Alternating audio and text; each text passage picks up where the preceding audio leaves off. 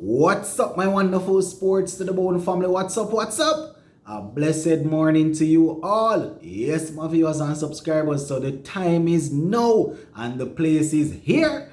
Pakistan and West Indies do battle in the first of three ODIs. A lot of excitement is expected to go on out there. I am hoping that West Indies will come out on top. We don't know how it will go yet, but we're going to talk about it a little bit, my viewers and subscribers. Our captain, Pooran, he did an interview before the game. And, I'm going to be talking about a few things that he had to say, some interesting stuff as it relates to his own performance and his form. Also going to be taking a look at a starting 11, my starting 11 that I would be sending out there to try and see if we can match up with the Pakistanis. And remember now, my viewers and subscribers, we can only select 11 players from the squad that is there, right? So only 11 players can be selected from the squad that we currently have there. So those who are going to say, oh, these guys cannot beat Pakistan, these guys cannot play, they shouldn't be playing for West Indies, we only can select 11 out of those that are there. So, having said that, we're going to go straight into it. So I was taking a look at an interview late last night that Pooran did. And members of the media basically were asked, they were basically asking Pooran about his own personal form and whether or not, if he's worried about where he's at. And the man was basically letting them know that he's not worried, because it's not the first time this is happening to him where not scoring runs is concerned. And, generally speaking, according to him, he's always scoring runs, and he thinks that something big is coming. He thinks that something big is coming. I am hoping that it will come in Pakistan here. We don't want to carry over whatever big is coming to our next series. We want it to come in this series here, hopefully in the first game, so that we can basically get off on a winning note. But the thing about it where Pooran is concerned, I think so far this year he has, I think about in 9 games for West Indies, he's only averaging around about 11 point something, maybe 11.22 he's averaging with a high score of 34. So he's definitely going to need to step that up, my viewers and subscribers. But as he said in the interview, he said that he's doing a lot of work, he's working hard, and it's just a matter of time before all of that comes through.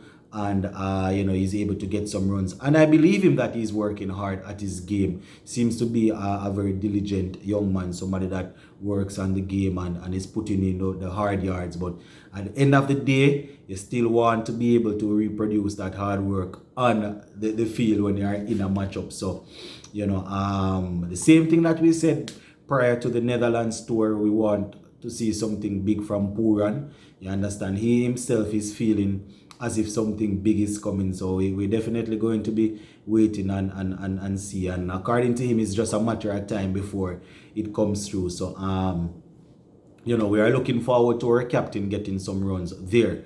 Right? He's one of the guys that, you expect to bat out majority of the overs. Even though he's probably going to bat at 4. You are hoping that Pooran will be there to help negotiate some of those bowlers, so that we don't get bowled out within the 50 overs. Anyway, enough about Pooran.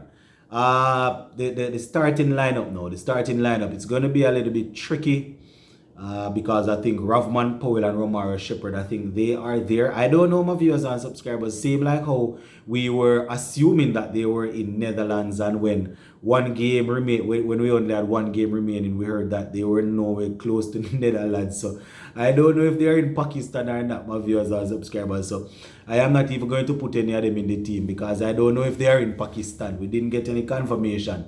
The only thing we heard is that Kimo Paul, he was actually added to the squad late yesterday, and I think he's by the time you are hearing this, he would have arrived there in there with the West Indies team. And my thing is this: I doubt he will be able to play based on the travel and all of that, and to go in and play a 50 over game. I don't know if based on the rest, the amount of time that he spent traveling, and by the time he's to come in and get a full rest, don't know if it's night rest or whatever, get some sleep. I don't think it would make much sense to put him in straight away. So, we might not see him in the first game. Anyway, so we're probably going to be going with, at the top there, we might have Shea Hope as usual. We'll be opening with Shamar Brooks. We might be trying out Shamar Brooks again. I think we opened with Kyle Mayers in the last game against Netherlands, and it worked.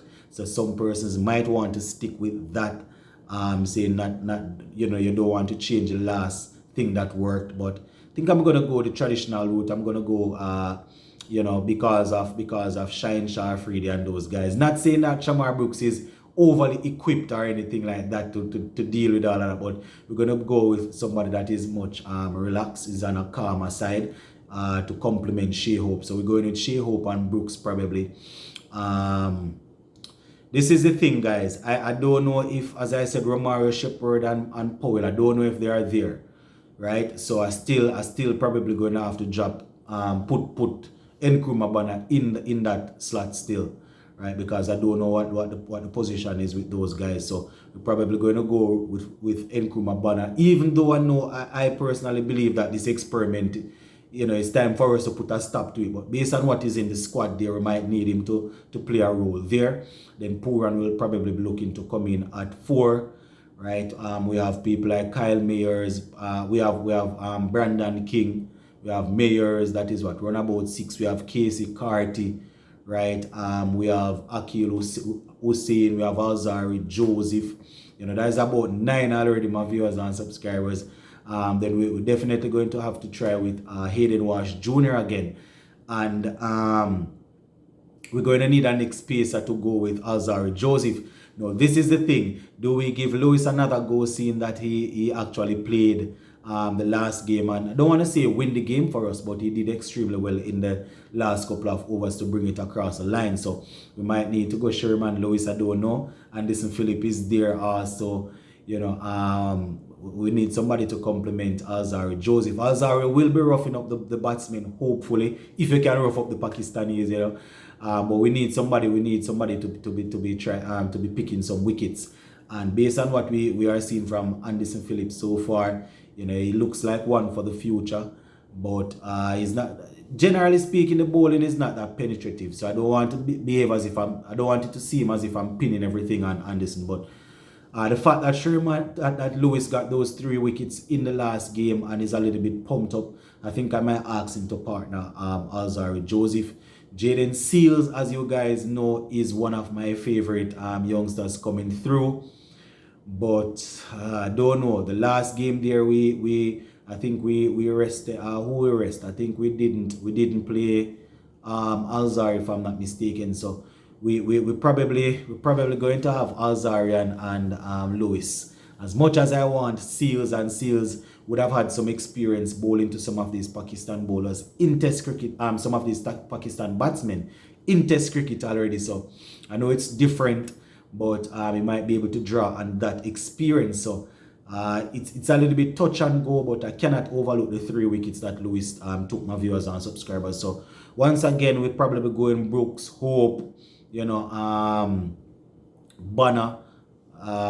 probably, Pooran, we have, and the middle order don't necessarily have to work like this, right? So we have Pooran, we have Brandon King, we have Kyle Mayers there also, we have Casey Carty, we have Akil Hussein, we have Alzari Joseph, we have Hayden Wash Jr., that is 10, and then Lewis, the youngster Lewis. So those are the 11 players based on the squad that I would work with. As I said, I probably would have done a little bit of changing if I was certain that Ravman Powell and Romario Shepherd, if they are there. I don't know. The last time I was picking them in my starting 11 for Netherlands, and they weren't even in Netherlands. So my question with all my viewers and subscribers is just a little thing for us to go and give our starting 11. It's not like it's going to impact the game or anything. So the comment section is open, and you can go ahead and give me your 11 as we wait on the game to start. All right, my peeps, big up on yourself.